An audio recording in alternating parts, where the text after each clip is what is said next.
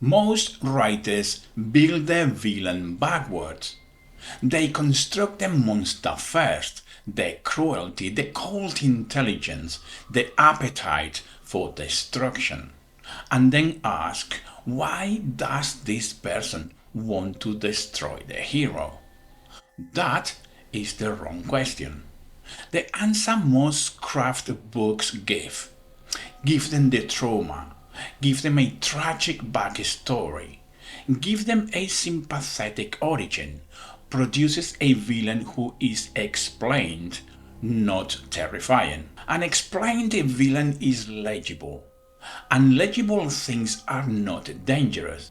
The real question is not what they want, is what they refuse to become, and what they build in its place. Evil is not a character trait, it is an absence. When a writer makes the villain evil because they do evil things, the villain becomes decoration, technically functional, perhaps menacing in individual scenes, but they do not haunt the reader.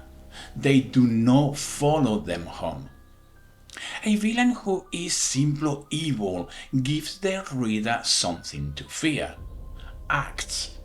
The reader holds that fear at arm's length. They say, I would never do that, and they close the book, and they sleep. A villain with an internal system gives the reader something else entirely. Something to fear. Logic. And logic is inescapable, because the reader cannot dismiss it. They recognize it. That recognition is visceral. It is the specific dread that survives the final page. Carl Jung called it the shadow. Not the villain of your psyche, the repository. Everything the self refused to acknowledge, the rage, the envy, the capacity for cruelty, is stored there, not destroyed, is stored, and it projects. When Juvila embodies the hero's acknowledged shadow, the reader recognizes it before they can name it. The recognition precedes the intellect. It is the pressure of inevitability that properly built villains create. This is the architecture behind the shadow self blueprint. Write this down. The shadow self blueprint operates on 3 axis points. Point 1. Identify the hero's core wound. Not the backstory, not a formative event from childhood, the governing belief formed from damage. I am responsible for those I cannot save. I cannot afford to be weak. I do not deserve to survive. Strip away the plot. The wound is still there. It governs every decision, often without the hero's awareness. Point 2. Map the villain as the wound's logical conclusion. Same wound, darker voice. The hero chose sacrifice. The villain chose control. The hero chose grief. The villain chose elimination.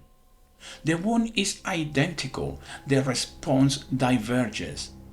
And that divergence, not malice, not theatrical cruelty, is the engine of every scene between them, whether they share a room or not. This is the architect antagonist, a villain who did not simply become evil, a villain who built a system in response to the same fracture your hero carries. They constructed conditions, they engineered inevitability. And here is what the architecture produces, a villain who does not need to want to cause harm. They simply have no mechanisms that prevents it. The point 3. Make the hero recognize the villain. No physical fear, recognition. The moment when the hero reaches a terrible clarity. I understand how they become this. That recognition does not need to be spoken aloud. It is more powerful when it is not. But it must exist in the architecture. The reader will feel even when they cannot name it. Consider Hannibal Lecter and Clarice Starling. Her wound, powerlessness, the helplessness of witnessing suffering she cannot stop. Lecter's response to the same fracture was not to save the lambs, it was to become the apex predator. Same wound, different architecture. And she knows it. That is why she cannot stop going back into the room. Here's how you apply this to your own manuscript. 3 questions. Write them at the top of a blank document before you write another word. First, what does my hero believe about themselves that is not entirely true? Second, what would they have to become to make that belief permanently safe? Third, who is already living as that answer? The answer to the third question is your villain. Once the mapping is in place, every scene between hero and villain carries subtext that writes itself. The villain no longer needs a monologue to justify their existence. Their specific cruelties, their specific logic, they become a mirror the hero and the reader cannot look away from. Use this as your diagnostic. Does my villain have logic or merely a motivation? A motivation explains behavior. Logic drives it inescapably, regardless of whether anyone is watching.